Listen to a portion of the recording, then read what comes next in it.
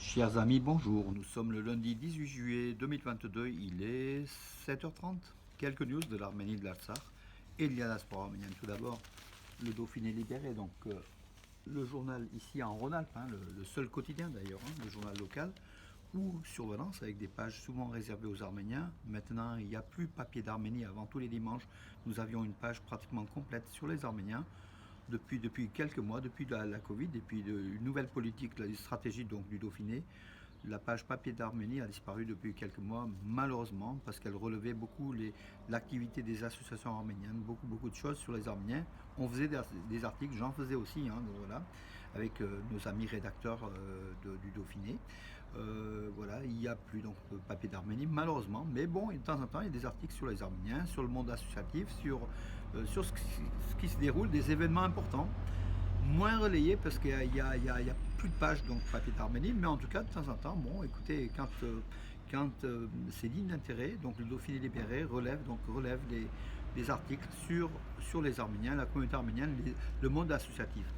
Et justement dans le Dauphiné donc de ce matin, donc je vois donc ce matin, c'est pour mes amis d'Arménie, donc voilà, donc il y a un bel article qu'on voit en bas, donc voilà, sur, sur l'association Arménia.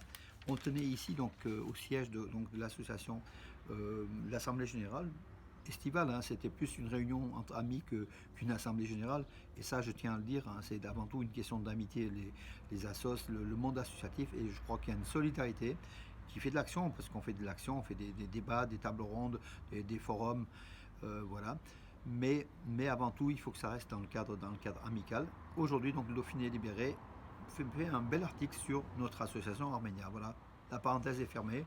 Ça ne fera pas changer le reste du monde, ni le monde arménien d'ailleurs. Voilà, c'était juste un petit plaisir personnel destiné à mes amis d'Arménia, de l'association culturelle d'Arménia, puis des milliers de gens qui nous suivent aussi par ailleurs. Voilà. L'Arménie, vague de chaleur en France, bien sûr, à partir d'aujourd'hui, ça va être terrible jusqu'à vendredi, minimum autour de 39 degrés, ici à Valence, dans le sud-est de la France.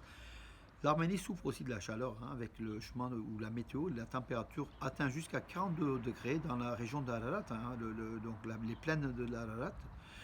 42 degrés, c'est énorme, énorme. Donc voilà, avec restriction d'eau, des fois dans des villages. Donc c'est aussi l'Arménie traverse aussi une période de canicule. Et voilà, donc cette canicule, elle est sur l'ensemble presque de l'Europe. Et l'Arménie fait partie de l'Europe, dans le sens, elle fait partie de l'Europe orientale en fait. Voilà. Voilà, donc on pense aussi à nos amis, à l'Arménie tout simplement, qui souffre aussi de la chaleur, et qu'à 40-42 degrés entre Yerevan et la région de l'Ararat, je pense que c'est difficile, c'est difficile.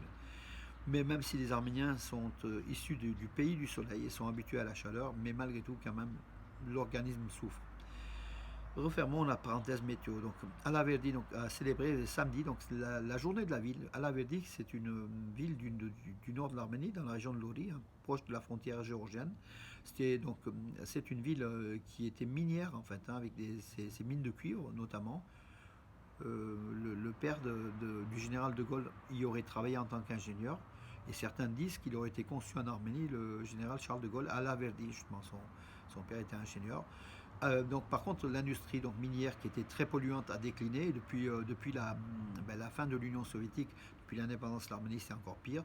C'était une ville sinistrée, une ville avec des friches industrielles. Mais bon, la mairie et puis la population essayent de relancer cette ville, l'activité de cette ville, et notamment par la journée d'Alaverdi, donc qui s'est déroulée donc samedi avec des festivités, donc artisanat, danse folklorique, toute la panoplie de cette résilience du peuple arménien d'Alaverdi, et puis comme d'ailleurs dans beaucoup de villes, puisqu'on a vu la même chose, la journée de Tallinn, qui s'est déroulée samedi, journée de Tallinn, avec des milliers et des milliers de participants. Tallinn, c'est une ville donc de la région d'Arakazod, Arakaz en fait, pas loin de la plaine d'Ararat, aussi Ararat, Arakaz, et qui est jumelée avec la ville de Bourg-les-Valences. Je me rappelle encore une fois un souvenir personnel, à l'époque du maire Bernard Piras, donc il y a eu ce jumelage avec la ville de Tallinn, qui est située à peu près à une soixantaine de kilomètres d'Erevan, avec des personnes originaires de la région de Sassoun, qui sont installées à Tallinn et les villages alentours,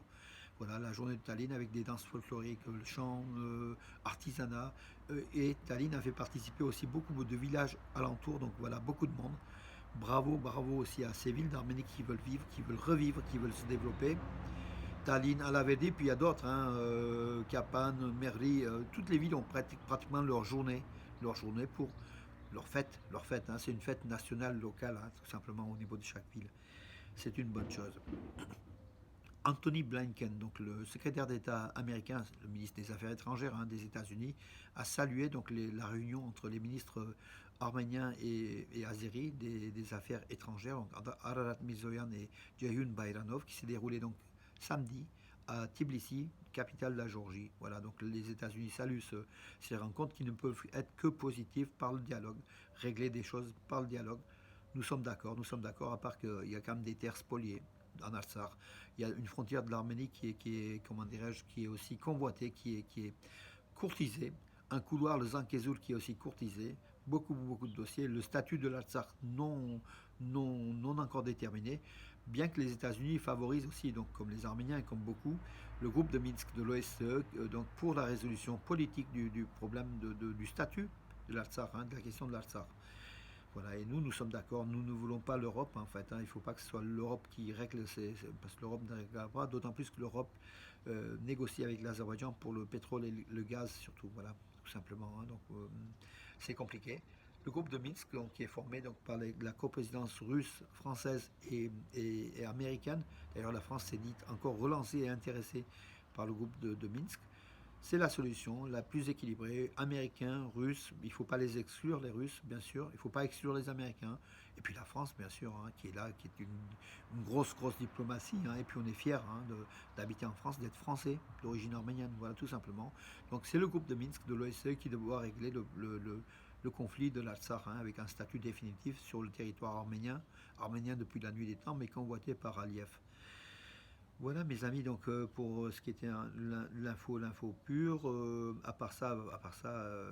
comment dirais-je, c'était plutôt calme, hein, donc et en sport, je vais vous dire, donc en sport, nos filles hein, en basket des moins de 16 ans sont vice-championnes d'Europe du groupe C en fait européen, hein, voilà, face à Chypre, elles ont perdu, elles ont été en finale, hein, elles ont été vice-championnes d'Europe. C'est déjà une belle performance. Bravo à nos filles basketteuses de moins de 16 ans. Les garçons étaient en finale aussi. Je n'ai pas vu le résultat, mais peut-être qu'on est champion ou vice-champion d'Europe dans le pire des cas. Et puis l'international arménien de football, hein, Sarkis Adamian, qui était à Offenheim, qui jouait à Offenheim donc en Bundesliga, qui est parti, qui a été prêté au club Bruges en Belgique et qui est devenu champion de Belgique avec le club Bruges. Il a marqué plusieurs buts hein, en championnat de Belgique. Sarkis Adamian était revenu à Offenheim. Il a été, comment dire, maintenant il est à Cologne, donc il a signé pour 4 ans au FC Cologne, donc en Allemagne toujours, en Bundesliga. Et là, un match amical, Cologne a gagné, puis Sarkis Adamian a participé, mais non seulement participé, mais en plus il a marqué un but. Donc Cologne a gagné 2-0 contre un club, alors je ne sais pas si ça c'est intéressant, oui, Kickers Offenbach. On connaît la musique, mes amis. Écoutez, donc voilà, donc en information aujourd'hui, on se prépare à la chaleur. Voilà, encore une fois, je vous le dis depuis 10 jours, 15 jours, mais c'est vrai que cette année, c'est particulièrement. Et puis, des années comme celle-ci, je pense qu'on va avoir de plus en plus et de pire en pire. J'espère que je ne serai pas de cette planète quand il fera 50 degrés. Mais bon, la génération future qui nous suivra, elle aura peut-être des 50 degrés ici en Europe, en France, et ça sera terrible, terrible. On verra, hein, voilà, à moins que l'humanité réagisse au niveau du dérèglement climatique et qu'elle fasse le maximum d'efforts justement pour améliorer le climat.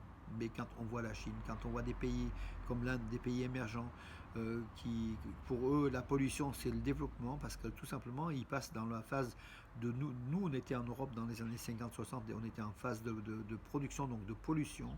Eux, ils ont besoin de ça aussi pour se développer. Donc, du coup, on ne peut pas parler à la même langue, sur la même équité, donc la même table, avec ces pays. Et je pense que c'est aussi le malheur du monde. Hein, donc, ça, on ne tombera jamais d'accord. Malheureusement, en tout cas, il faut pousser pour que cette belle planète, on voit hein, dans les galaxies, justement avec les images qui nous sont fournies par James Webb, c'est merveilleux, c'est magnifique, c'est extraordinaire, mais la vie c'est ici, hein, donc sur cette terre-là, hein, qui est un miracle pas de la nature, un miracle universel. Même s'il y a peut-être d'autres vies, hein, puisqu'il y a des milliers et des milliers et des milliers de planètes, il y a des milliards de galaxies. Et encore peut-être c'est le début des connaissances, peut-être il y a des milliards de galaxies. Écoutez, je ne vais pas vous fatiguer de bon matin, mes amis, et je vous donne rendez-vous à demain. Et merci à tous ceux qui me suivent encore plusieurs centaines tous les jours et qui me lancent des messages, effectivement, en plein été, bravo, Kiko. Ne me remerciez pas, je vous remercie, mais ne me remerciez pas de, comment dirais-je, je fais ce que j'aime faire, mes amis. Je fais ça pour moi, d'abord, avant tout, parce qu'on aime bien. Et puis pour vous, oui. Et puis effectivement, avec l'idée de pouvoir servir à l'Arménie, d'essayer de laisser une goutte d'eau dans cet océan d'aide. Et puis de parler de l'Arménie, hein, tous les jours, tous les jours. Je le fais depuis plusieurs années et je m'en lasse pas, mes amis. Bonne journée, à demain.